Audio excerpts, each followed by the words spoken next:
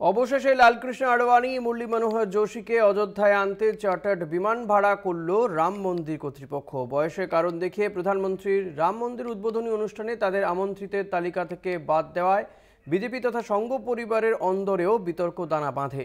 প্রধানমন্ত্রী নরেন্দ্র মোদীকে জড়িয়ে বিরূপ প্রতিক্রিয়া শুরু হয় রাজনৈতিক মহলে। অগত্যার সিদ্ধান্ত বদল আয়োজকদের। আগামী 22 জানুয়ারি অযোধ্যায় রাম মন্দির উদ্বোধন করবেন প্রধানমন্ত্রী নরেন্দ্র মোদী।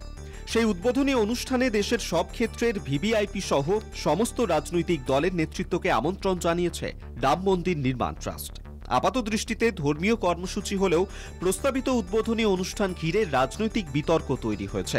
বিরোধীদের মতে আগামী লোকসভা ভোটের আগে রাম মন্দিরের দ্বার উদ্ঘাটন করার নেপথ্যে দেশ জুড়ে রামের নামে হিন্দুত্বের উন্মাদনার আবহ তৈরি করতে সচেষ্ট বিজেপি। রাজনৈতিক পর্যবেক্ষকদের মতে আসন্ন লোকসভা ভোটে দলের প্রচারের মুখ মোদীকেই হিন্দু সমাজের আইকন হিসেবে তুলে ধরার কৌশল নিয়েছে পদ্ম শিবির।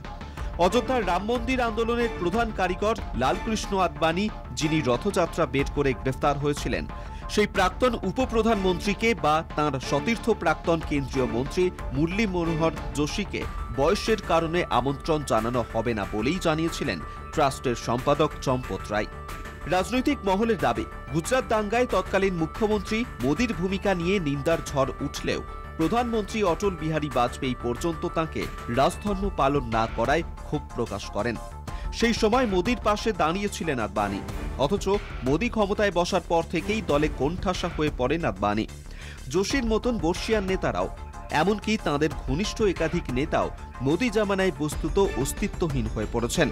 এই পটভূমিতে রাম মন্দির উদ্বোধনে আডবাণীদের ভূমিকা বিতর্কিত হলেও আলোচনায় উঠে আসাটা স্বাভাবিক।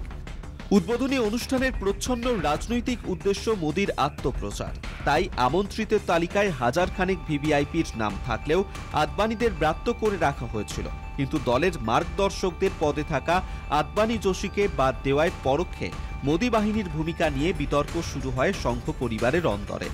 অগত্যা মন্দির ট্রাস্টের তরফে জানানো হয়, অযোধ্যার উদ্বোধনী অনুষ্ঠানে যেতে চাইলে আডবাণী ও যোশীর জন্য চার্টার্ড বিমান প্রস্তুত রাখা হয়েছে। শেষ পর্যন্ত তাঁরা যান কিনা সেটাই এখন দেখার। কলকাতা টিভি।